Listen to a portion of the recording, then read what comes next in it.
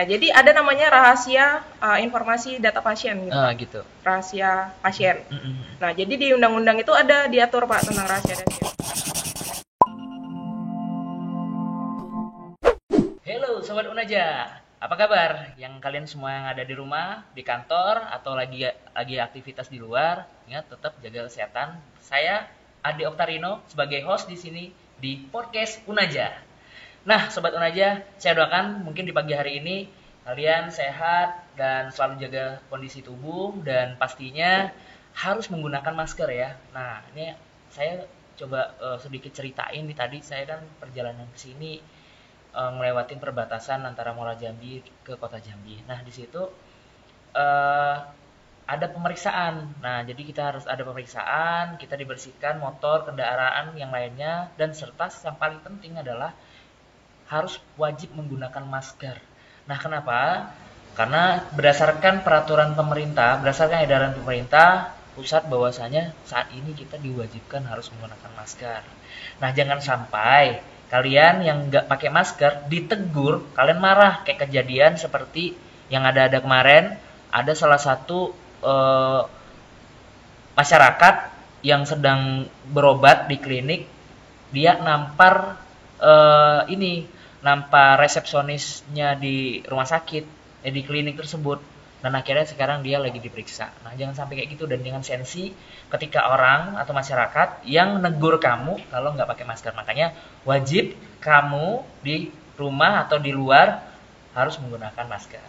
Oke, dan selalu jaga jarak, bukan jaga jaga sosial bukan, tapi jaga jarak untuk saat ini ya. Oke, baik. Nah, di kesempatan kali ini kita ada kedatangan tamu ya. Kita mendatangkan tamu nih, yaitu salah satu dosen di Fakultas Hukum ya, yang dimana beliau juga salah satu pejabat struktural di sini. Nanti kita akan dengerin cerita-cerita dia sedikit.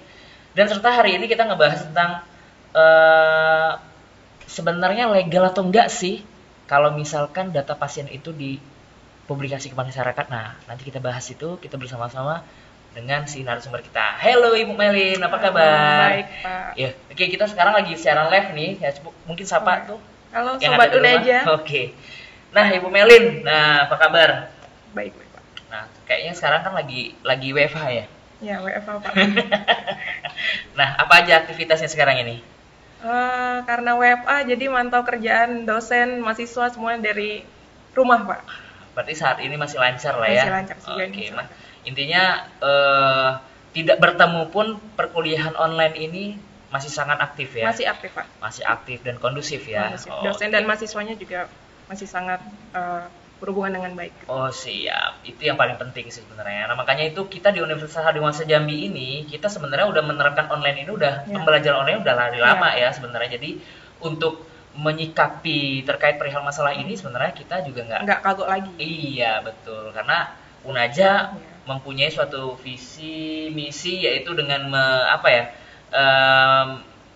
slogannya apa? Unaja ini Smart Campus. Oh iya, Unaja Smart Campus. Nah, jadi kenapa Unaja Smart Campus? Karena semua sistem pembelajaran online kita di sini sudah sistem pembelajaran kita sudah berbasis online dan tersistem ya. Oke, baik, kita tinggalkan sedikit tuh, kita ngebahas terkait perihal masalah Covid ini. Nah, selama ini Ibu Melin menyikapi nih terkait perihal masalah COVID-19 ini, berpengaruh nggak sih sebenarnya dengan aktivitas Ibu atau yang lain-lainnya? Oke. Untuk saat situasi sekarang ya, Pak ya? COVID di Indonesia ini udah sangat-sangat mewabah dengan luas sekali gitu, Pak. Terus pergerakannya kalau kita lihat di TV juga kan, sehari itu bisa nambah 100, perharinya 100 gitu. Jadi mungkin ke kita secara pribadi untuk di Kota Jambi pada saat ini belum lah ya, Pak ya. Karena masih saya menerima kabar kemarin masih terdapat 2 ya, Pak ya. 2 dulu. Iya, beberapa minggu yang kota, lalu Pak. di kota. Oh, di kotanya. Di kota kan sudah 2 ada. Nah, jadi mulai nih was-was. Dari kemarin-kemarinnya karena masih di Cina, masih di Jakarta, jadi belum kena kerasa ke kita. Sekarang udah ada benar-benar di Kota Jambi, jadi sepertinya kita harus lebih mematuhi peraturan pemerintah tersebut dengan yang seperti Bapak katakan tadi, menggunakan masker, kemudian jaga jarak, kemudian kalau bisa berada di rumah ya lebih baik di rumah saja gitu, Pak. Tapi kan sekarang ini sedikit berpolemik lah ya, karena pemerintah menyarankan pada kita untuk selalu beraktivitas di rumah. Akan tetapi yang di luar sana banyak masyarakat yang bergantung kehidupannya dengan masyarakat, ya kan, yang mereka harus tanpa mereka kalau mereka nggak keluar, mereka nggak makan gitu loh kan. Kan kita lihat tuh di media sosial, berita-berita media sosial ya, kita lihat bahwa ada yang menangis melihat kondisi seperti ini, dan sampai kemarin saya lihat ada orang membagikan makanan sampai berebutan gitu loh. Nah ini sangat bahaya sekali kalau misalkan tidak disiplin tadi, ya nggak? Iya. Nah terus pernah nggak sih malam-malam lagi nongkrong atau keluar nih dengerin pemberitahuan dari kepolisian atau kecamatan untuk harus berada di rumah kalau dia lewat dari jam 9? Oh iya Pak, kebetulan di daerah sekitaran kampus kita kan dekat dengan Tugu Kris tuh Pak ya. Jadi menurut info yang saya dapat dan sepenglihatan saya juga, polisi itu udah berpantau atau berpatroli. Jadi bagi pedagang boleh melakukan aktivitasnya berdagang di malam hari yang memang bukannya di malam hari, tapi jam 9 itu harus sudah tutup Pak. Iya. Jadi jam 9 itu diharapkan untuk sudah menutup usahanya. Perdagangannya gitu Pak. Jadi untuk meminimalisir lagi kan Pak beredarnya virus COVID ini Pak gitu. Iya sih, sebenarnya ya kita harus dukungin lah apa yang pemerintah sampaikan, jangan sampai kita bandel sih sebenarnya. Nah, ini kalau kita lihat kemarin masih 2 enggak yang di Provinsi Jambi ya. Kemudian naik lagi langsung jadi 5. Dan kemarin ini nambah satu lagi gitu loh. Jadi 6. Nah sebenarnya gini sih, kalau saya sih jadi masyarakat juga was-was juga. Sebenarnya dia tuh karena kalau kita lihat beritanya ini pasien positif 06 kan kayak gitu. Tapi kita nggak tahu dianya itu siapa, di mana beradanya. Ya mana tahu dia pernah nyantol tangan saya kan? Kita kan nggak tahu kan. Atau kita sudah berinteraksi atau masyarakat yang lain berinteraksi dan kita juga was-was gitu loh. Nah sebenarnya sih bisa nggak sih, boleh nggak kita masyarakat tahu tentang profilnya, bukan profil sih, ibaratnya dianya siapa, tinggalnya di mana, mungkin di daerah, agar kita tahu siapa yang berinteraksi dengan dia gitu loh. Kalau menurut Bung Elin gimana? Sebenarnya boleh nggak sih kita tahu? Iya baik Pak.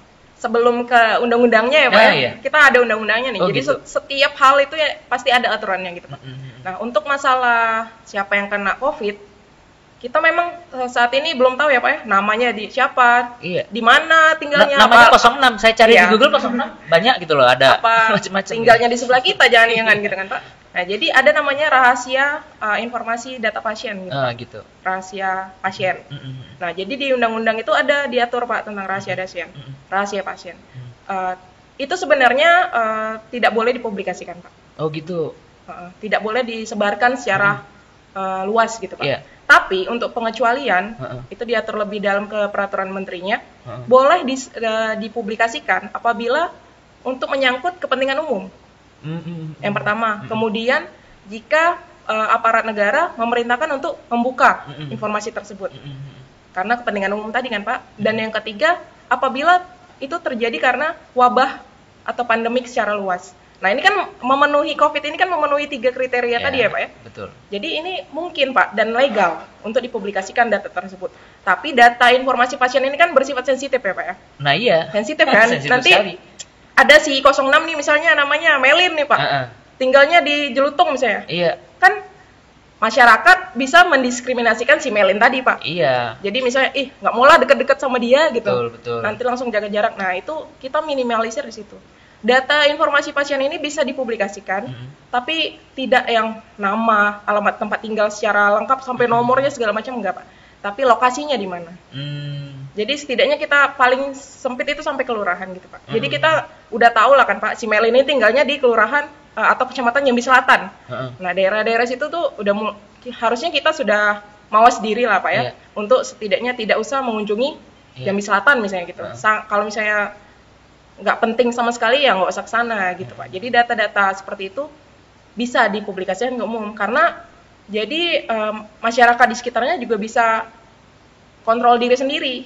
Setelah ada himbauan dari pemerintah untuk menjaga jarak, dan mereka tahu lokasinya di mana yang terdapat pasien COVID tersebut, mereka makin sadar diri gitu Pak. Tapi inget loh, masyarakat Jambi, nggak usah Jambi lah, Indonesia ini kan masyarakat yang super kepo.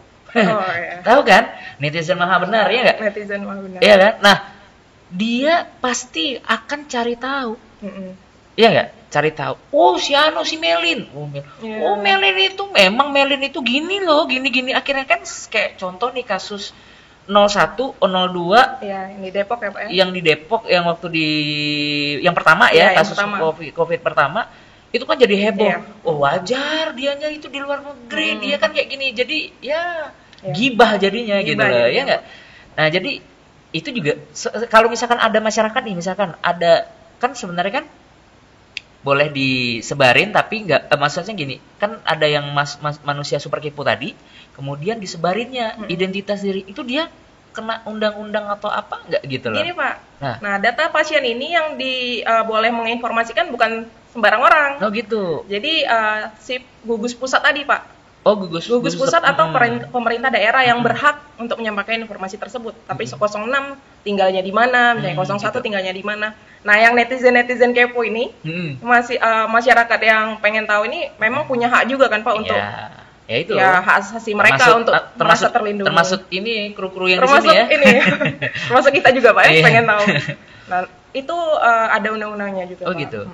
Jadi kita juga tidak boleh menyebarkan berita-berita yang belum tahu kebenaran juga kan Pak. Misalnya itu pendengaran aja dari kayaknya di Jerutung tuh ada loh COVID positif. Jadi itu broadcast lewat WA Pak. Kan sekarang nih banyak tuh WA Pak. Betul. Hoax. Kita kan belum tahu kebenarannya Pak. Karena tunggu dari pemerintah yang menyampaikan secara resmi bahwa ternyata 06 di sini lokasinya di ini. Itu baru yang benar-benar berita yang boleh kita serap Pak. Jadi di sini saya himbau juga kepada masyarakat dan teman-teman Sobat Unaja gitu ya. Jadilah masyarakat yang cerdas. Oh gitu, iyalah haruslah karena cerdas gitu Pak. Salah satunya ya itu tadi di Sobat Unaja ya. Kalau kampusnya sudah smart, kitanya harus smart. Mahasiswanya harus smart. Kitanya semua ya, dosen dan sivitas akademiknya harus smart ya. Nah, jadi berarti kita ketika ada informasi tersebut dari pemerintah, kita cukup untuk kita membatasi diri untuk berada di daerah tersebut gitu ya. Kalau misalkan nggak penting-penting amat jangan ke sana gitu ya. Kalau bisa. Betul. Dan nah, kan tadi ini kan ada yang manusia kepo tadi nih. Biasalah gosip-gosip ibu rumah tangga. Oh, si anu akhirnya nyebar broadcast ke WhatsApp dan segala macam. Itu penyebaran kayak gitu. Misalkan nih saya sebagai pasien nggak nyaman dengan itu gitu loh, itu bisa saya laporkan nggak gitu loh? Bisa dituntut Pak. Bisa dituntut ya. Apapun ya, setiap hal yang merugikan kita itu bisa kita adukan. Oh gitu. Kemana itu kalau misalkan nih kita misalkan saya nih sebagai korban nih, saya nggak nyaman dengar pemberitaan bahwasanya nama saya si A, anak saya si B, istri saya si C, keluarga lain disebutin semua, gini-gini semua gitu kan, nggak nyaman ya kan. Nah itu saya ngelapornya kemana itu harusnya? Biasa ke polisi yang terdekat ya Pak gitu.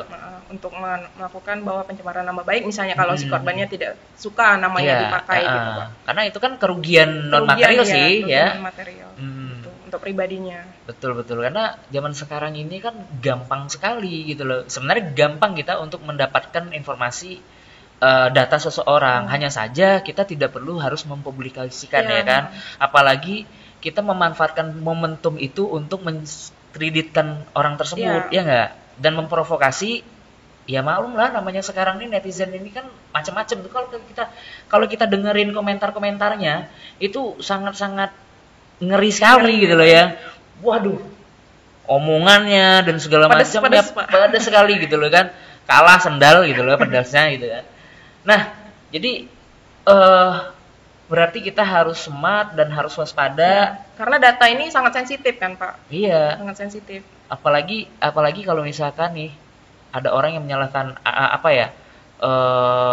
memanfaatkan momentum. Kan itu yang nggak baik ya kan. Kayak contoh nih kemarin yang si pasien 01, 02, 03 yang di Jakarta itu kan dibully. Sempat dibully kan. Karena kan memang si pemerintah menyampaikan informasi waktu itu menyebut Makanya nama ya sempat kalau nggak kan salah. Pak, setelah itu kejadian banyak yang dibully kan sempat pemerintah Presiden Jokowi itu mengeluarkan tidak boleh disebarkan data pasien iya ke betul, publik. betul. Pernah nggak boleh dia nggak bilang. boleh sempat di pertengahan Maret kalau nggak salah. Jadi siapa yang menyebarkan data pasien akan dipidana. Iya waktu itu. Gitu. Nah, tapi sekarang kan karena ini penting Pak. Karena mau nggak mau pas data pasien minimal lokasinya kita harus tahu di mana. Iyalah, karena jadi kan, kita karena bisa, kan ini wabah ya. Iya, bisa mengontrol diri kita sendiri dan bisa apa ya? Bisa untuk jaga diri kita dan keluarga kita. Karena itu mau nggak mau hak asasi masyarakat umum juga Pak untuk mengetahui hal tersebut. Gitu. Jadi bagi masyarakat kota Jambi ini lah khususnya, kalau misalkan berkontak fisik atau pernah bertemu saja, itu harus melaporkan atau memeriksa diri sendiri dan mengisolasi sendirilah, kan gitu. Jadi nggak harus aku bertatapan loh, aku berkontak dia tapi jarak jauh, enggak lah, nggak perlu lapor ke gugus depan COVID ya nggak, tapi cukup untuk memeriksa kondisi diri, mencek suhunya, dicek lagi indikasi-indikasi untuk penyakit COVID ini kan kayak gitu. Kayak tadi kan Pak, sudah sebagai netizen yang maha kepo, udah tahu juga berarti cara-cara atau kita ini terindikasi COVID atau enggak, kan bisa kita cari tahu sendiri gitu. Iya. Betul. Jadi kita harus menjaga apa ya? Saya setuju sih kalau misalkan kita hanya cukup tahu lokasinya, kemudian tempat tinggalnya, aktivitasnya, dia habis dari mana dan segala macamnya. Hanya sebatas itu saja. Jadi nggak usah ini kakaknya siapa, adiknya siapa, nanti semua satu keluarganya dijauhin gitu Pak. Iya betul, karena kalau sekarang kayak kemarin nih, kan Talang Banjar ya Pak ya? Iya, kan di daerah Talang Banjar ya. Nah, kayak kemarin ini kan dia ada yang pasien 03 ya, yang sempat keluar itu. Oh, kabur katanya Pak ya? Iya. Atau kembali ke rumah? Iya, pasien 0 berapa itu ya? 01 atau 0 berapa ya? Oh, kurang tahu juga. 0 berapa itu yang ini? Ada yang di Raden Matahari yang ya? di dekat yang Sekda Tebo itu. Iya, minta pulang kan? Itu kan minta pulang. Ya 01 atau 02? Iya, 02 ya. Nah, itu kan dia ini kan pulang, kemudian sempat heboh waktu itu, dan itu kan kurang baik juga jadinya. Warga sekitarnya mungkin takut juga gitu. Iyalah, karena kan ini kan sebenarnya gini sih, ini bukan penyakit masyarakat gitu. Ini wabah, jadi kita makanya ini kan pandemi. Jadi kita yang korban pun juga harus sadar diri. Sudah jelas kita saat ini sedang dalam masa pandemi, tidak boleh keluar kota, ya kan, keluar provinsi.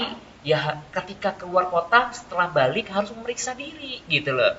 Jangan hanya diam-diam aja gitu. Isolasi dulu diri kita di rumah gitu. Betul, isolasi diri di rumah, jangan kemana-mana atau melaporkan kondisi bahwasanya kita pernah keluar kota. Jadi harus kooperatif lah gitu. Dan jangan bohong Pak. Iya. Ini ada yang ditanya Pak, pernah keluar kota enggak? Ternyata setelah ditelusuri pernah ada kejadian. Kan itu merugikan banyak orang, mulai dari tenaga medis, administrasi di rumah sakitnya gitu kan Pak. Betul. Tapi sebenarnya ya kalau ngomong-ngomong, saya sering keluar kota loh. Oh gitu Pak. Iya, berarti kita harus jaga jarak Pak. Saya setiap hari keluar kota Jambi, maksudnya Muaro. Nah jadi harus disikapi juga ya, keluar kotanya itu keluar kota yang kemana gitu ya, yang kalau zona merah. Betul, kayak ke Jakarta, keluar pulau itu juga provinsi ya Pak. Keluar provinsi. Nah, Bu Melin, ini kan di masyarakat khususnya di Kota Jambi ini masih banyak yang masih belum paham tentang terkait perihal aturan-aturan apa saja yang boleh ya terkait perihal misalnya data pasien nih. Ini kan kita masih bicara tentang data pasien, legal atau tidak legalnya. Ini kan kita kan bicara kan pandemi. Kalau misalkan ada salah satu rumah sakit yang membocorkan langsung data korban keluar, misalkan kadang ke wartawan atau apa, itu bagaimana? Prosedurnya gimana sih? Dianya harus prosedur di rumah sakit kan, yang tahu pasiennya itu pasti rumah sakit. yang menyampaikan itu harus siapa gitu loh. Ini kan masyarakat masih kadang kan belum paham aturannya bagaimana gitu. Coba minta tolong dijelasin. Oke, seperti yang saya bilang di awal ya Pak ya, rahasia pasien ini merupakan rahasia yang sebenarnya harus dijaga. Yang namanya rahasia Pak ya. Kode etik rumah sakitnya. Betul. Kode etik kesehatan. Jadi ada di Undang-Undang Kesehatan, Undang-Undang Rumah Sakit, Undang-Undang Tenaga Kedokterannya juga Pak. Itu ada mencantumkan pasal tentang rahasia pasien, rahasia kedokteran. Nah, rahasia kedokteran ini boleh dibuka jika untuk memenuhi ada permintaan seperti pemerintah yang minta apakah untuk masalah ada narapidana atau tadi seperti wabah tadi Pak, pokoknya untuk kepentingan umum. Nah, yang berhak menyampaikan data tersebut, kita kalau ditelusuri lagi ada namanya Undang-Undang Keterbukaan Informasi Publik Pak, Undang-Undang KIP. Nah, di Undang-Undang KIP ini rahasia pasien itu wajib dirahasiakan. Wajib dirahasiakan. Namun kembali lagi tadi, pokoknya ini kembali gitu Pak. Ada yang ada pengecualiannya. Pengecualiannya ini jika untuk berkepentingan umum dengan umum yang berkaitan dengan halayak ramai. Nah, yang wajib untuk memberikan informasi tersebut yaitu pihak rumah sakit. Pihak rumah sakit dan melalui pemerintah daerah tadi Pak. Kan kita punya gugus depan untuk menangani COVID tersebut. Jadi informasi resmi yang berhak untuk menyampaikan informasi data pasien tersebut adalah gugus depan tadi Pak. Betul. Gitu. Jadi bukan karena kita di rumah sakit sebagai perawat misalnya saya nih Pak. Ini nih si ini tadi. Ini. Nanti dari yang kita sebarkan itu nyebar lagi kan Pak. Hoax. Mungkin memang benar, tapi itu menimbulkan kecemasan sendiri Pak di masyarakat. Jadi itu kan nggak baik Pak. Apalagi masyarakat kita mungkin ada beberapa yang kepo, ada beberapa yang smart. Mungkin Sobat Unaja yang smart nih Pak ya. Jadi kita bisa mikir nih, benar nggak informasi ini, dicari tahu dulu, tunggu dulu dari juru bicara Menteri Kesehatan kan Pak. Gitu. Jadi atau ya kepentingan lah yang berkepentingan ya, yang punya kepentingan. Jadi bukan karena dia di rumah sakit tersebut dia bisa panggil wartawan, pers conference gitu, sini itu nggak boleh Pak. Nggak boleh ya. Nggak boleh. Jadi berarti kalau misalkan ada nih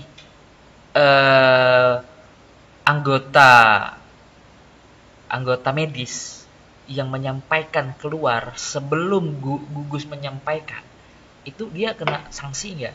Kena sanksi Pak, karena dari Undang-Undang Tenaga Praktik Kedokterannya juga dan tenaga kesehatannya juga kan si dokter, di sini disebutkan si dokter dan dokter gigi misalnya kayak itu wajib untuk menjaga data pasien tersebut. Iya, ada sumpahnya soalnya. Iya, memang untuk ini kemarin jadi polemik juga kan Pak, apakah menyampaikan data pasien ini legal atau tidak? Iya. Karena ada yang ini hak pasien loh, hak asasi pasien. Sementara di sisi lain ini hak asasi masyarakat umum juga untuk tahu gitu Pak. Jadi kemarin sempat ada kontroversinya. Dan sempat diajukan ke MK juga judicial review-nya mengenai data pasien ini boleh nggak diungkap ke publik. Dan sementara kemarin berita terbaru juga Presiden Jokowi juga memperbolehkan untuk membuka data pasien ini. Tapi nggak sedetail itu, alamat, kelurahan, nomor RT segala macam nggak. Tapi kita cukup tahu lokasinya di mana, dia habis ngapain, berinteraksi dengan siapa gitu. Dan disampaikan oleh yang berkepentingan. Oh gitu. Iyalah, itu dia Sobat Unaja ya. Jadi kalian nggak harus terlalu kepo kali ya kan, kalian juga harus hanya cukup ketika tahu, setelah tahu sebarkan informasinya itu hanya lokasi ya kan, lokasi tempat tinggal, dan itu boleh disebarkan kepada masyarakat atau keluarga kalian terdekat, tapi jangan berlebihan pula, jangan ditambah-tambahin untuk naikkan rating konten dan segala macam, pengen dilihat itu benar-benar. Jadi judul-judulnya tuh heboh sekali. Nambah followers gitu soalnya Pak. Iya kan, mau naikin followers, ya kan. Nah jadi nggak boleh ditambah-tambahin gitu loh kan. Ini ada 06 setengah juga ada katanya gitu kan, kacau gitu kan. Padahal itu nggak boleh ya nggak. Karena yang menentukan pasien positif atau enggaknya itu semua dari rumah sakit, dan yang menginformasikannya adalah gugus depan. Gugus gitu. pusat. Gugus pusat ya, gugus pusat COVID. Nah kemarin juga sempat aneh sih ya, yang terkait perihal masalah bukan bebas ya, ibaratnya pulangnya pasien itu kan sempat ada perdebatan dan kontroversial di Kota Jambi khususnya. Kok kenapa sih pihak rumah sakit memperbolehkan keluar? Karena harusnya kan itu harus diketahui oleh gugus COVID, ya nggak? Nah kalau menurut Bu Melin gimana tuh kalau misalkan kejadian seperti itu? Terulang lagi? Iya, moga-moga jangan sampai terulang. Maksudnya tuh kejadian yang kemarin tuh kalau tanggapan Bu Melin gimana gitu loh? Kayak kurang koordinasi gitu ya? Kurang koordinasi, mungkin atau si pasiennya juga merasa sudah sehat, kita nggak tahu ya Pak ya kejadiannya di situ gimana. Iya, tapi kan itu kan dia, kalau misalkan dia pasien kurang merasa sehat dia pulang kan itu kan sudah salah, berarti kan dia melarikan diri. Kalau dia pasien tersebut dinyatakan sudah sehat, sudah bebas dari COVID Pak, kan bisa untuk dipulangkan. Tapi yang memulangkan resmi dari rumah sakit, betul, bukan pulang sendiri. Iya. Nah tapi ya gini tadi, ini kan ada apa dia ya? Meminta pulang ya Pak ya. Dia kan meminta pulang gitu, dia meminta pulang dan kabarnya dengan dokter salah satunya itu salah satu dokter di sana yang menangani itu dia kondisinya sudah sehat gitu loh, dan segala intinya masih simpang siur, kadang masih disembunyiin gitu loh. Ya kan berita-berita itu masih disembunyiin, jadi masih simpang siur ya kan. Sebaiknya kan terkait perihal masalah Covid ini kan bencana, sekarang kan sudah bencana nasional. Presiden kan sudah mengeluarkan ini jadi bencana nasional, walaupun terlambat. Walaupun terlambat sebenarnya, tapi nggak ada masalah sih, kita apresiasi juga sih, ya kan, karena ini kan sudah mewabah seluruh penjuru Indonesia ya kan gitu. Nah, jadi harusnya kalau menurut saya nih, itu alangkah baiknya pihak rumah sakit ketika untuk memulangkan pasien itu informasinya itu harus disampaikan kepada gugus depan, karena untuk menangani pandemi ini kan gugus depan itu yang gugus pusat yang harus. Jadi kita harus tahu siapa yang terkena positif, siapa yang sembuh Pak ya. Yang sembuh siapa, jadi sembuh bisa apa, biar akan disampaikan gitu. Ya enggak? Jadi biar kita juga enggak was-was. Dan akhirnya kan kemarin setelah harusnya dia sudah selesai masa isolasi, harusnya setelah masa karantina si keluarganya sekarang kan diisolasi semua. Kan gitu. Jadi kan kasihan ya. Jadi mungkin untuk yang kena gitu Pak ya, yang positif juga sadar diri, bisa mengisolasikan dirinya, atau belum kena juga sebagai PDP atau ODP bisa mulai sadar diri gitu Pak. Nggak salah kok Pak mengisolasi diri sendiri dulu kan 14 hari, karena itu juga untuk menjaga sekitar kita juga kan. Dari mulai mungkin orang tua atau adik kakak atau tetangga-tetangga kita, biar nggak salah karena kita gitu loh Pak. Iya. Karena kenapa ya, di sini khususnya di kota Jambi ya, kita ini kan dikelilingin kabupaten. Kita ini kan dikelilingi kabupaten Muara Jambi, ya enggak? Nah, jadi janganlah kita untuk keluar dulu, ya kan? Karena apalagi kita harus membatasi diri gitu loh. Jangan kita ngeyel gitu loh kan. Kadang kan kita lihat masyarakat ini masih ngeyel gitu loh. Tapi kadang kita juga melihat yang di pasar, ya kan, yang di pasar ini kayak tadi nih saya lihat nih pasar di sini dekat kampus kita itu mereka nggak memikirkan masker, nggak memikirkan kesehatan mereka gitu loh. Sebenarnya ya harus pakai masker karena kan di daerah pasar. Sebenarnya sih keuntungan kita menggunakan masker ini bukan hanya sekedar untuk pandemi virus ini saja sih, tidak, tetapi kita menjaga kondisi tubuh kita, ya kan, menjaga imunitas tubuh, ya enggak. Sebenarnya sakit itu bukan hanya sekedar virus ini saja, tapi flu misalkan, flu ringan, ya enggak, bersin. Nah, gara-gara bersin imun tubuhnya ini dan segala macam ngedrop, nah sakit pingsan karena masyarakat itu kalau corona pingsan, nih, COVID nih kan gitu. Padahal flu doang pingsan karena dia kurang darah gitu, ya kan? Karena kan sering terjadi tuh, kita lihat tuh di berita di media sosial, ya nggak, tiba-tiba di tengah jalan, corona kan kasihan juga gitu. Ditolak sampai kan Pak, pulang nggak mau nih, COVID pulang nggak boleh diterima kata gitu.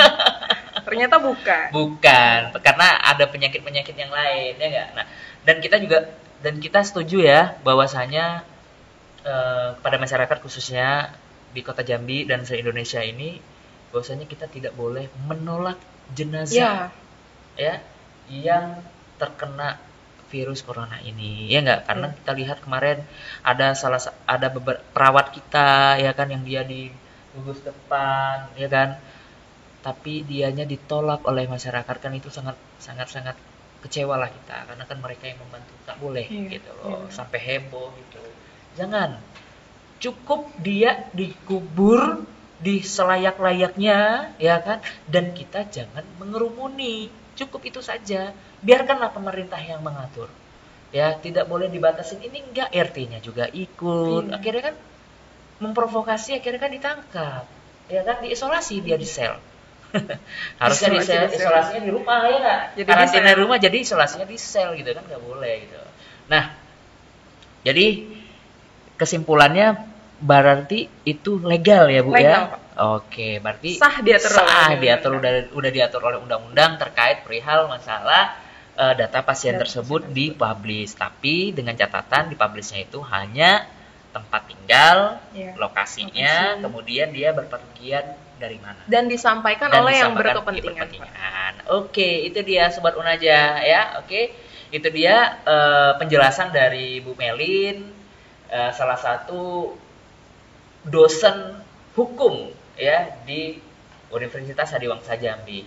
Nah, nanti setelah ini kita akan ada lagi pembahasan terkait perihal prodi hukum apa-apa aja nanti setelah kita break dulu. Nah, kalian di Sobat Unaja itu dari Bu Melin dan nantikan lagi info-info terkait perihal masalah COVID ataupun pendidikan dan yang lainnya masih di podcast Unaja.